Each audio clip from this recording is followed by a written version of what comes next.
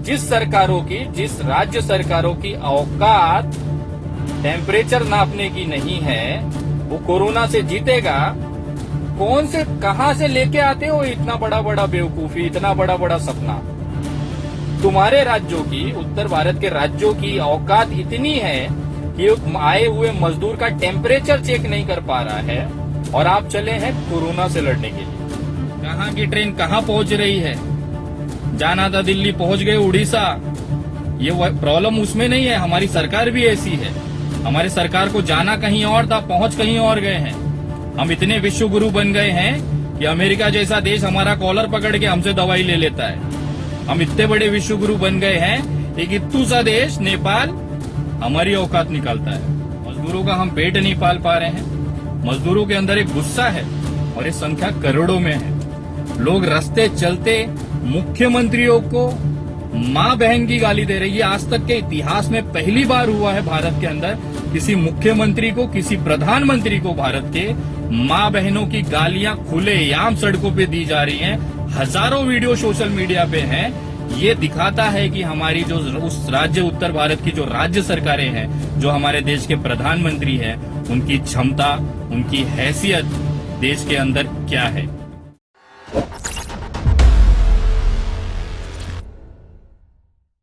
नमस्कार दोस्तों, मैं विनय दुबे मुंबई से। कोरोना जैसी महामारी में मैंने मजदूरों की बात की, उनको घर पहुंचाने की बात की, उनके पेट में भोजन डालने की, निवाले की बात की, तो मुझ पे आरोप लगता है कि मैं कोरोना जैसी महामारी में राजनीति कर रहा हूं। मुझे शर्म आनी चाहिए। बड़ी बड़ी बातें वड़ा पाव खाते। अरे भारतीय जनता पार्टी वालों, मेरे को एक बात बताओ, कोरोना जैसी महामारी में तुम क्या कर रहे हो? दिखाऊं क्या तुम्हारी असलियत? दिखाऊं देश के सामने? ये लोग कोरोना की आड़ में कर क्या रहे हैं, जरा देखिएगा। ये वीडियो देखिए, आपको फिर पता चलेगा कि ये दूसरों पे राजनीति का आरोप लगाने वाले, मजदूरों की लाशों पे खेलने वाले, इतनी सारी बसें होने के बाद भी खाली बसें वापस कर देंगे, लेकिन उसमें मजदूरों को बिठा के नहीं भेज पाएंगे। और वो राजनीति करने वाले लोग कहते हैं कोरोना जैसी बीमारी में राजनीति मत करो। ये क्या है? कर रहा है, इससे आप लोगों को बचाने के लिए ये बीजेपी से आप लोगों को मास्क दे रहा है। ये पहन के निकलना, ठीक है? क्योंकि आप वायरस से आप बच जाओगे। ओके, मर जाएगा। सुनिए, मरने का बात नहीं है, एक दिन सभी गुजर जाएगा, लेकिन सुस्त तरीके से जीना है, ठीक है? और सबसे बड़ी बात है, जो नागरिकता बिल पास है, आप सुना है ना वो कानून के बारे में? तो ये है, ये हिंदी का है जो ये, लेकिन ये नागरिकता देने वाला कानून है, छीनने वाला कानून नहीं है। आपका देश से, आपकी भारत माता की गोद से आपको किसी का हिम्मत नहीं है देश से निकालने का, ठीक है? तो आप निश्चिंत से रहिए और भारतीय जनता पार्टी को समर्थन कीजिए। आप सिर्फ ये सोच लीजिए कि अगर बांग्लादेश से आके कोई रहेगा, हम लोग उसको क्यों रहने दें? हम अगर जाएगा, हम इटली में या लंदन में, हम लोग को रहने देगा? नहीं देगा। तो इसके लिए ये भारत माता हमारा देश है, ये तो धर्मशाला नहीं है। तो इसके लिए अगर बाहर देश से, बांग्लादेश, पाकिस्तान, अफगानिस्तान, ये सब देश से घुसपैठी लोग यहाँ पे आके ना बसे और आपका घर से आपको ना बाहर कर दे, इसके लिए ये कानून पास हुआ है। इसको समर्थन कीजिए और सबसे बड़ी बात, पूरा सभा इलेक्शन में भाजपा को साथ दीजिए, ठीक है? ओके, भाजपा को साथ दीजिए, सुस्त रहना है, ठीक है? उसके बाद वाह भाई, सही है। हाँ, खुद करो तो चमत्कार, दूसरे करे तो एनआरसी, सीए, कोरोना जैसी महामारी में उसका प्रचार जरूरी है। खुद के राज्य के, खुद के देश के मजदूर संभाले नहीं जा रहे हैं और ये चले हैं दूसरे देशों के लोगों को भारत में बसाने की। जो मजदूर आज रस्तों पे है, उनको निवाला खिलाने की औकात नहीं सरकार की, और चले हैं दूसरे देशों के लोगों को लाकर भारत में बसाने की। सबसे बड़ी बेवकूफी भारतीय जनता पार्टी ने कल, और पूरे देश में मैं देख रहा हूं कि पूरे जो उत्तर भारत की सरकारें हैं, खास करके उत्तर प्रदेश और बिहार में, वहां के जो अंधभक्त हैं, वो छाती चौड़ा करके 56 इंच फैला के कहते हैं कि हमारे योगी जी ने हमारे नीतीश बाबू ने कोरोना पे कंट्रोल कर लिया है। महाराष्ट्र सबसे आगे है कोरोना में। तो मैं उन चमन को बताना चाहता हूं कि बेटा ऐसा है कि जब टेस्ट होते हैं, जब टेस्ट की संख्या बढ़ती है, तब कोरोना का उसमें पॉजिटिव नेगेटिव बढ़ना स्वाभाविक है। जब टेस्ट ही नहीं होगा तो आंकड़ा कहां से आएगा? महाराष्ट्र के टेस्ट कितने हुए हैं उसकी जरा आप आंकड़ा निकालोगे तो आपको पता चलेगा कि आपके राज्य की सरकारें आपको बेवकूफ बना रही हैं। जिस राज्य सरकारों की औकात टेम्परेचर नापने की नहीं है, वो कोरोना से जीतेगा। कौन से कहां से लेके आते हो इतना बड़ा बड़ा बेवकूफी, इतना बड़ा बड़ा सपना? तुम्हारे राज्यों की, उत्तर भारत के राज्यों की औकात इतनी है कि आए हुए मजदूर का टेम्परेचर चेक नहीं कर पा रहा है और आप चले हैं कोरोना से लड़ने के लिए। ये मैं नहीं बोल रहा हूं, ये मजदूर भाई खुद बोल रहा है। जरा सुनिएगा ये वीडियो में, आपको असलियत पता चलेगी कि उत्तर भारत में कोरोना का संख्या कम क्यों है। देखिए जरा इसको। सकते आप 97.5 डिग्री ये तापमान इसमें लिखा गया। अब ये मैडम जो है, मैडम इधर थोड़ा देखिए, मैडम इधर देखिए थोड़ा, ये मैडम जो है इसमें जांचिए, आप हमको तापमान जांचे मेरा। आप ये तो आप लिखे हैं ना, ये तो लिखे आप हैं, ये क्या सिस्टम है बताइएगा तब ना। इससे तो ये होता है कि कोई कोरोना का मरीज आएगा वो पूरा में फैला देगा। जो जिस तरह से आपका सिस्टम है, जो सिस्टम है वो सिस्टम से तो कोरोना पूरा फैल जाएगा ना। मानवता का मतलब ये नहीं होता है। आप मेरा जांच किए हैं, आप क्यों चढ़ाइए? 97.3 जो है कैसे आप चढ़ा सकते हैं? जब आप मेरा जांच नहीं किए तो आप कौन होते चढ़ाने वाले? नहीं, ये मतलब बस मेरा प्रॉब्लम नहीं है, ये सबको है, जितना भी आया। इसमें क्या पता किसको कोरोना है नहीं है। कहना ये चाहते हैं कि सही तरीके से जांच कीजिए। आप कहाँ सही कर रहे हैं? कहाँ लिए हैं? किसको लिए हैं? कहाँ लिए हैं? किसी को नहीं लिए आप। हाँ, क्या बोल रहे हैं आप बताइए, क्या बोल रहे? बोलिए। कोरोना का लैब नहीं है तो क्वारंटीन सेंटर है ना। थर्मल स्क्रीनिंग कर रहा है। कहाँ कर रहा है? पूछे मेरा कोई किया है? यहाँ पे जो भी है कोई पुर्जा मेरे पास जो भी है, हम पर्सनली अपने पे नहीं बोल रहे हैं। यहाँ पे जितने भी आदमी हैं, आप बताए किसका स्क्रीनिंग हुआ है? जितना बेल करे तुम लोग का फॉर्म भरा गया है। ये क्या बात है? क्या? हाँ करेंगे। क्या कर लीजिएगा? क्या कर लीजिएगा? हाँ करेंगे, हल्ला करेंगे। बोलिए। हाँ लिखिए, हाँ लिखिए। सानू सिंह माफी लिखिए ना, जाइएगा दूसरे को, चूतिया मत बनाइए। हाँ करेंगे। जिसको बुलाना बुलाइए, हम भी बुलाते, बुलाइए जिसको बुलाना है बुलाइए। लड़का तुम चुप रहो। अरे बोलेंगे, लिखो सानू सिंह माफी, मेरा नाम है, मेरा घर माफी है, जिसको बुलाना बुलाइए। हाँ, आप लोग ऐसे नहीं कर सकते हैं, जिम्मेदारी के साथ आप काम कीजिए। जितने आप लोग का स्क्रीनिंग हुआ है पूर्वज, हम अपने तो हम खुद गवाह है ना, गवाह हम खुद हैं। इसमें 97.3 कैसे तापमान आप लिख सकते हैं? नहीं सन्नी भैया, जो जाए जो वो बोलेंगे, इंसानियत के नाते बोलेंगे भैया, क्यों नहीं बोलेंगे? काहे नहीं बात करेंगे? इसमें बताइए किसको कोरोना है? सब दूर दूर से आ रहा है इंसान, किसको? ये तो पूरा फैला देगा, एक जगह से एक गांव जाएगा सबको फैला देगा। आप सही तरीके जांच तो कीजिएगा ना। अच्छा, ये मतलब लिख दिया, उसके बाद यहाँ पे डॉक्टर का साइन हो गया है, उसके बाद गलत बात मत कीजिए। स्क्रीनिंग हमको भी आता है करने, और हम भी करते हैं स्क्रीनिंग, समझ गए ना? वो हमको मत बताइए sir. Excuse me sir, screening करने के बाद यहाँ पे लिखाएगा सर। पहले आप पहले कैसे लिख सकते हैं सर? गलत बात मत कीजिए, गलत बात मत कीजिए, समझ गए ना? क्या पूछेंगे? हाँ क्या पूछे? इसमें सारा रिकॉर्ड है सर, समझ गए ना? हाँ भाई, पता चला तुम्हारी औकात क्या है? टेम्परेचर मापने की हैसियत नहीं, और उंगली महाराष्ट्र पे उठाओगे। अरे महाराष्ट्र में जितने टेस्ट हुए ना, तुमको 1 साल भर लगेंगे उतने पहुंचने में, और फिर बोलते हो कि उद्धव जी संभाल नहीं पा रहे हैं। अरे तुम्हारी पहले देखो टेम्परेचर ठीक से लिया करो, कोई कोरोना हो रहा होगा पूरा राज्य साफ हो जाएगा। और मैं जानता हूं मोदी सरकार चाहती है कि गरीब रहे ही नहीं तो मामले ही ना उठे।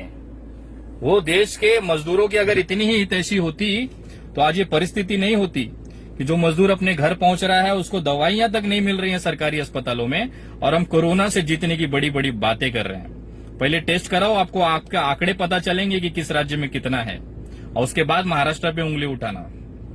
दूसरा सबसे बड़ी बात, आपके राज्यों में अगर कोई प्राइवेट अस्पताल भी जाता है वहां तक ऑक्सीजन की सुविधा नहीं है, और आप कहते हैं कि दूसरे राज्यों से हम बेहतर हैं। तुम्हारे जो अंडभक्त सोशल मीडिया पे चौड़े होके घूमते हैं ना, उनको मैं ये वीडियो दिखाना चाहता हूं। सबसे बड़ा दुर्भाग्य होता है एक बाप अपने एक बेटे के लिए जो अपने बाप को न बचा सके, सारी सुविधाएं जेब में पैसे होने के बावजूद। एक अमीर कार वाले व्यक्ति की अगर ये परिस्थिति है उत्तर प्रदेश में कि उसके सामने उसके पिताजी की मृत्यु हो जाती है, और क्यों होती है जरा देखिए। ये सबसे बड़ा दुर्भाग्य है, और आप लोग हम पे उंगली उठाते हैं। जरा देखो ये वीडियो। लॉकडाउन इमरजेंसी सेवा तो आप भेजेंगे, इमरजेंसी सेवा नहीं भेजेंगे। कोई आदमी साला खड़ा है, हमारे बगल वाला आदमी खत्म हो गया, नहीं पहुंच पाया समय से, गोविंद नाम था उसका। कहाँ एसो ने रेडियोलॉजी से लेके आए, और एसो ने कहा, एसो तो बहुत पुलिस आगे खड़ी थी, हमने कहा एसो से फोन मिला, पूछो। एसो कह रहे हैं कि अब यहाँ पे एम्बुलेंस कोई नहीं है। 2 गाड़ियाँ यहाँ खड़ी कराई गई थी, हम लोगों ने फोन करके वहाँ पे खड़ी कराया था।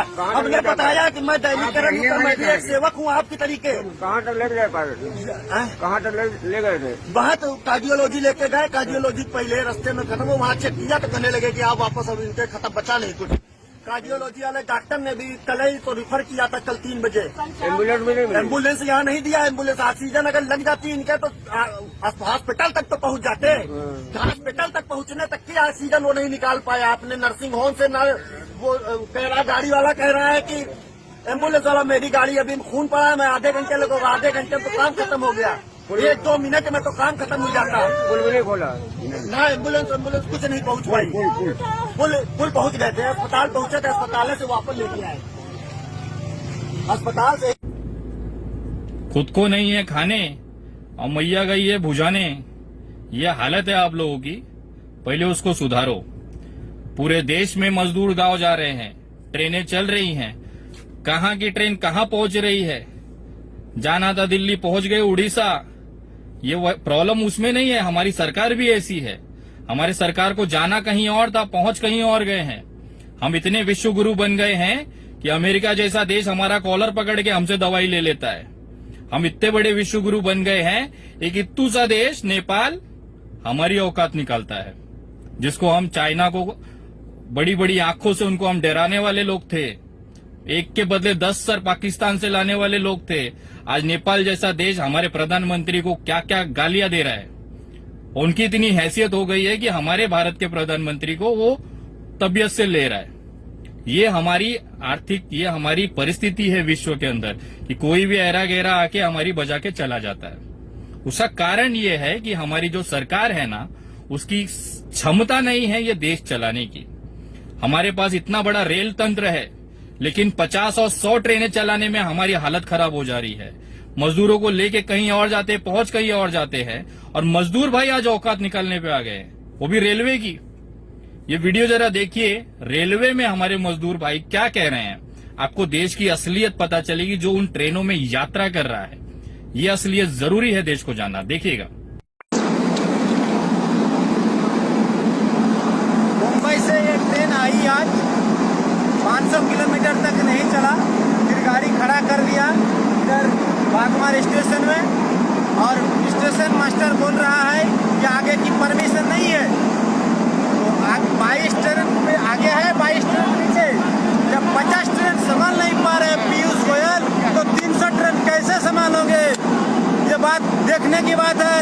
जब 50 ट्रेन से संभाल नहीं पा रहे और आप ट्वीट करते हो कि हम रोजाना 1200 ट्रेन चलाना चाहते हैं, नहीं ऐसा या बिल्कुल आप लोगों का सरकार नाकाम सरकार साबित हो रहा है। कृपा आप लोग जरा दिमाग को होश में लाइए।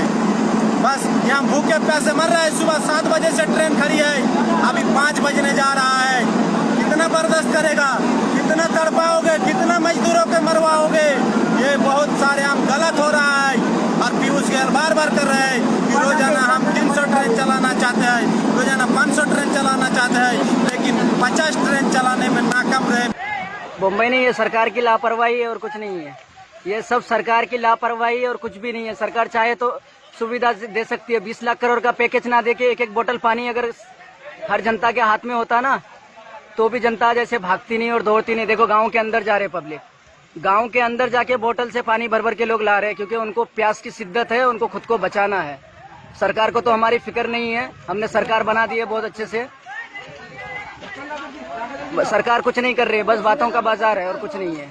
ये देखो जनता, देखो खुद की जान की परवाह ना करते हुए लोग गांव के अंदर से पानी लेके आ रहे हैं। ये हमारी सरकार की सुविधा है। और ये 20 लाख करोड़ का पैकेज और ये 15-15 लाख सबके अकाउंट में देख लो। ये गटर है पूरा।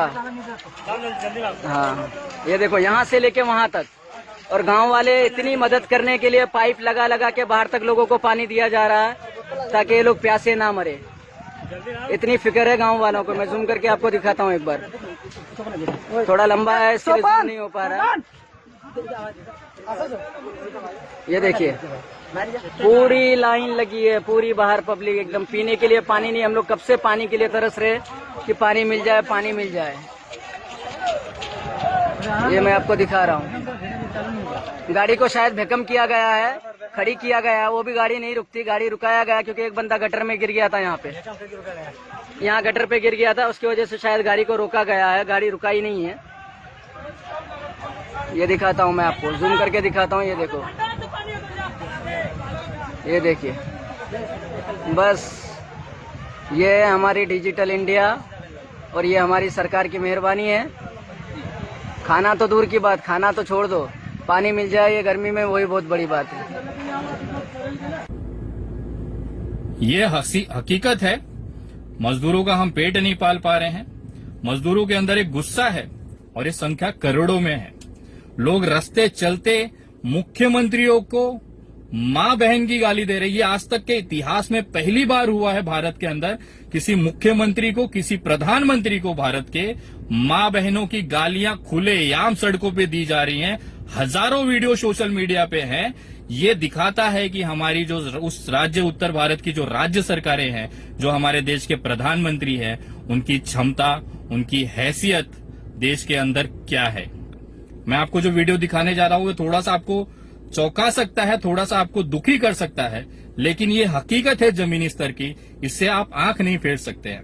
जरा देखिएगा ये वास्तविकता मजदूरों के अंदर जो पूरे देश में फैल रहा है वो ये है। तमिलनाडु सरकार मुर्दाबाद, मुर्दाबाद, मुर्दाबाद। तमिलनाडु सरकार मुर्दाबाद, मुर्दाबाद, मुर्दाबाद। योगी सरकार मुर्दाबाद, मुर्दाबाद, मुर्दाबाद। योगी सरकार मुर्दाबाद, मुर्दाबाद, मुर्दाबाद। योगी सरकार मुर्दाबाद, मुर्दाबाद, मुर्दाबाद। मोदी सरकार मुर्दाबाद, मुर्दाबाद, मुर्दाबाद। मोदी सरकार मुर्दाबाद, मुर्दाबाद, मुर्दाबाद। मोदी सरकार मुर्दाबाद, मुर्दाबाद, मुर्दाबाद। योगी सरकार मुर्दाबाद, मुर्दाबाद, मुर्दाबाद। सरकार तो परेशान होके देख लो भाई, बीजेपी का झंडा है। ला भाई,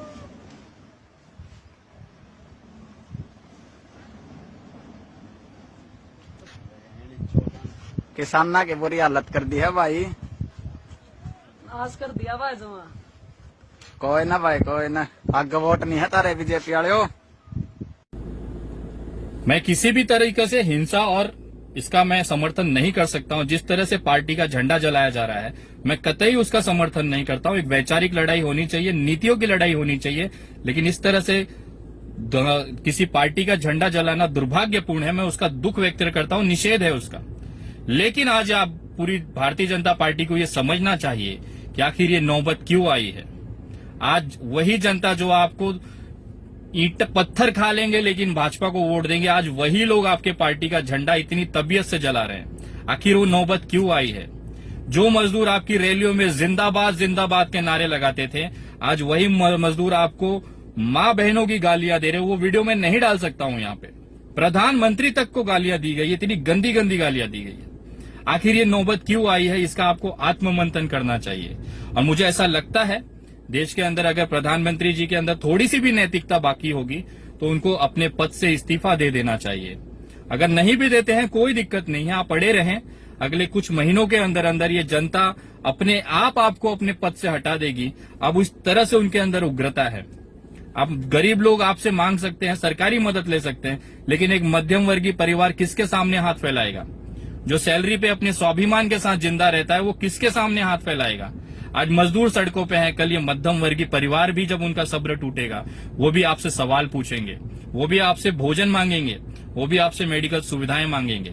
और ये दिन ज्यादा दूर नहीं है जब ये भारत की वास्तविकता हो जाएगी, क्योंकि भारत का जो तिजोरी है वो इस सरकार ने खाली कर चुके हैं। आज भारत के पास उतने पैसे नहीं है कि वेंटिलेटर्स बनाए जा सके। बिहार की और उत्तर प्रदेश की मैंने आपको स्थिति दिखाई। इस तरह से हम लड़के विश्व गुरु बनेंगे। आज हमारे देश के अंदर भारतीय जनता को बचाना सबसे बड़ी बात है, और मैं उन तमाम लोगों से कहना चाहता हूं कि ये मुहिम जो है रुकनी नहीं चाहिए। भारत के अंदर सरकार की जो गलत नीतियां हैं उसके खिलाफ आवाज उठाना हर उस भारतीय का अधिकार है। अगर इस तरह से आवाज न उठाई गई, घरों के अंदर रहते हुए कुछ नहीं, सोशल मीडिया के माध्यम से अपनी बात रखें, कहीं कहीं जाने की जरूरत नहीं है। जिस तरह से हम लोगों ने पिछले 10 दिनों में करीबन 12,000 फेसबुक आईडी अंधभक्तों की हमने कैंसिल की है, उनको हम लोग रिपोर्ट कर करके खत्म किए हैं। ये सबसे बड़ी उपलब्धि है। ये जो कचरा है सोशल मीडिया का वो हम साफ कर सकते हैं, ये मुझे एहसास हुआ है। 12,000 फेसबुक आईडीज हमने बंद कराई है जो गाली गलौज करते हैं, नफरत फैलाते हैं दिन भर। दूसरा, अगर आप एक निवेदन है, अगर आप करना चाहें तो जितने भी आपके आसपास जो भी परिवार हैं, रिश्तेदार हैं, उनसे निवेदन करें कि ये जो गोदी मीडिया है उसको देखना बंद करें। उनके जो चैनल है अपने सेटअप बॉक्स से, अपने केबल ऑपरेटर से बोल के उसको निकलवाएं। एक तरीके से बहिष्कार होना चाहिए अब इन लोगों का जिन्होंने देश को बर्बाद कर दिया है। जिस देश में हम गरीबों को नहीं संभाल पा रहे हैं, हम बड़ी बड़ी विश्व गुरु बनने की बातें करते हैं। नेपाल जैसा देश हमें आंख दिखाता है और हम कुछ नहीं कर पाते हैं। तो ये तमाम लोगों से निवेदन है और एक रिक्वेस्ट है, जब भी मोदी जी अपने मन की बात करने आए उनको भारत के लोगों की मन की बात कहें। उनसे सिर्फ इतना कहें, मोदी जी इस्तीफा दो। पूरे जहां पे भी आप यूट्यूब पे उनके वीडियोस देखें, न्यूज चैनलों के वीडियो देखें, सोशल मीडिया पे जब भी मोदी जी मन की बात करने आए, सोशल मीडिया पे पूरी तूफान होना चाहिए। उनसे आप इस्तीफा मांगा जाना चाहिए कि आप देश चलाने में सक्षम नहीं हैं, उसको मानते हुए अपनी नैतिकता के आधार पर आप इस्तीफा दें और देश की जनता को माफ करें, अपना झोला लें और चलते बने। एक निवेदन है भारतीय होने के नाते, कृपया देश पे रहम करें सर। अब ज्यादा हम बर्बाद नहीं हो सकते, इससे ज्यादा कुछ नहीं हो सकता है। कोरोना से लड़ने के लिए वैसे भी सरकार की हैसियत नहीं है कि जनता को बचा सके। तो कृपया घरों में रहे, अपनी सुरक्षा अपने हाथ में है। अगर घरों में हम बंद कर ले अपने आप को 2 महीने के लिए तो शायद इस बीमारी से हम जीत जाएंगे। अगर आप सरकार भरोसे है तो भूल जाइए, सरकार तो खुद आपसे भरोसे है। आप ही से चंदा ले रही है, सारी चीजें आपसे कर रही हैं, सब आपको करना है। सरकार किसी भी तरह से मदद नहीं कर रही है। पिछली वीडियोस में आप समझिए चीजों को। और देश में एक बड़ा बदलाव आ रहा है, ये रुकना नहीं चाहिए।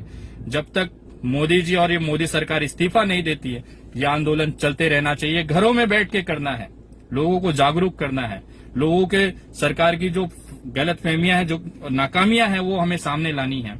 बस इतना सा करते रहें और एक दिन जरूर सफल होंगे। जय हिंद, जय महाराष्ट्र। अगर आपको हमारे वीडियोस पसंद आए तो प्लीज लाइक करें, सब्सक्राइब करें और शेयर करें।